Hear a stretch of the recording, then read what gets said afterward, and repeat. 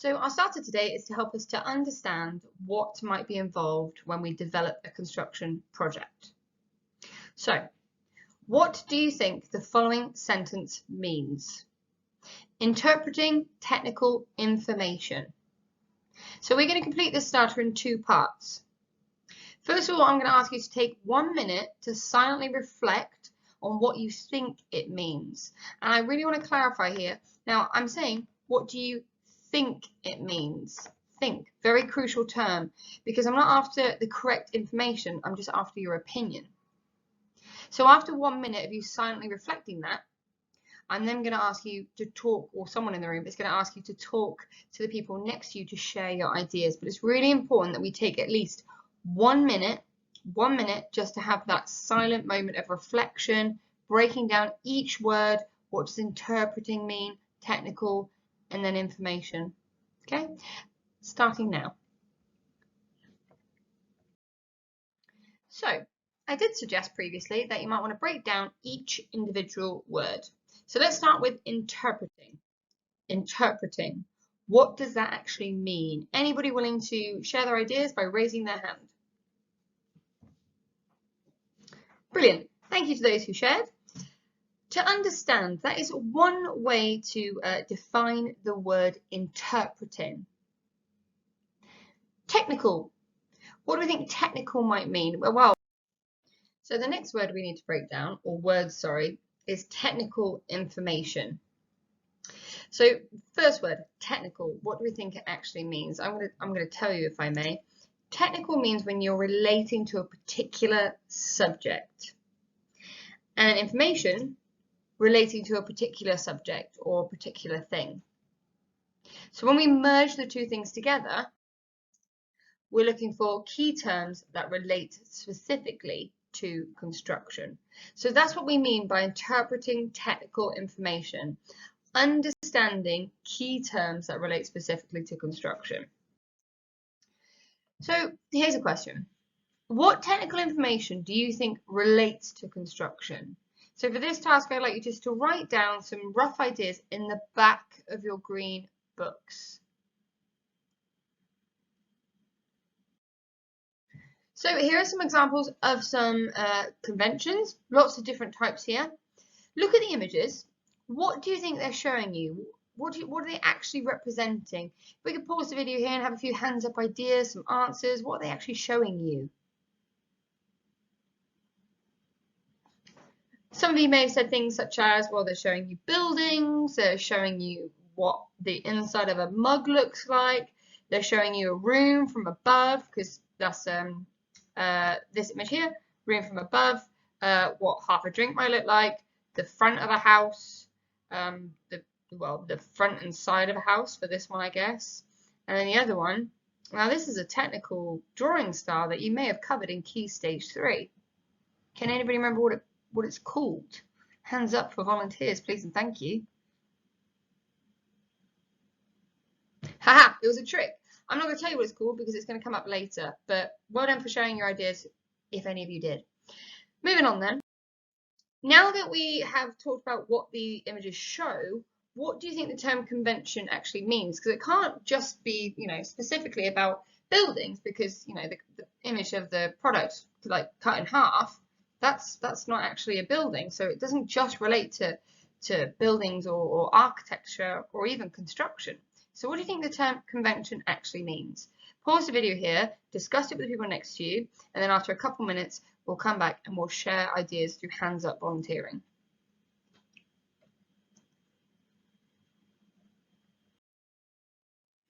So, conventions, what it means, technical drawing. That's all that means. A convention is just a technical drawing. And when we say technical drawing, we mean a drawing that's far more accurate, maybe gives us a much better idea as to what the thing that we're actually drawing is. So in regards to construction and even product design, we use a lot of different types of conventions to make sure that we have best represented what we're after, what we're trying to build, what we're trying to create.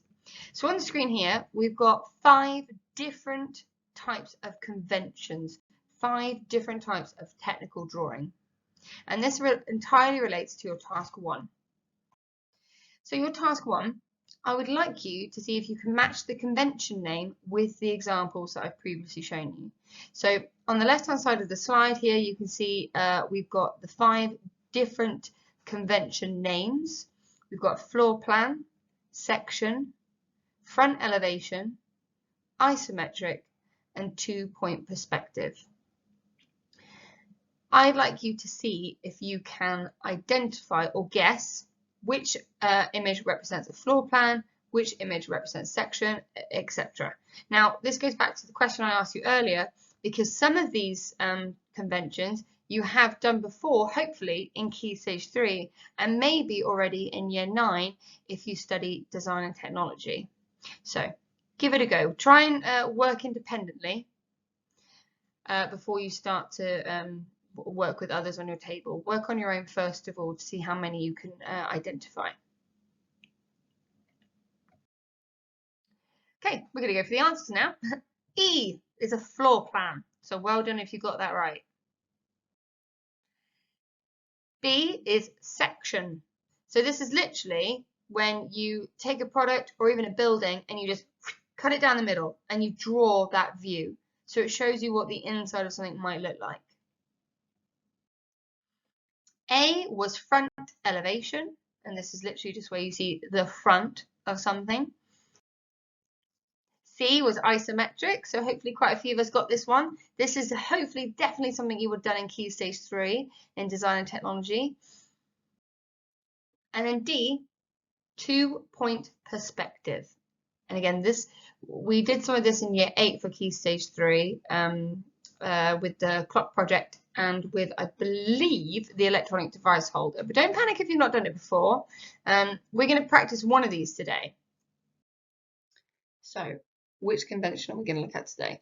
This is one of my favorites. We're going to be looking at 2-point perspective. So you may have seen this perhaps in Key Stage 3, just because sometimes I do try and drop this into my lessons because, as I said, it is one of my favorites. And this is a really, really good convention to look at, especially if you're considering the career of an architect or in architecture, sorry.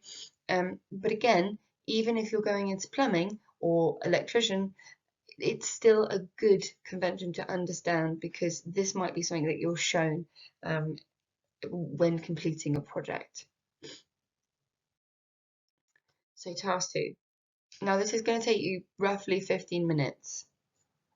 For this task you will need a pencil and a ruler and maybe an eraser. So if you don't have one, you will need to go find one now or when your teacher gives you that opportunity. So hold fire for 1 minute.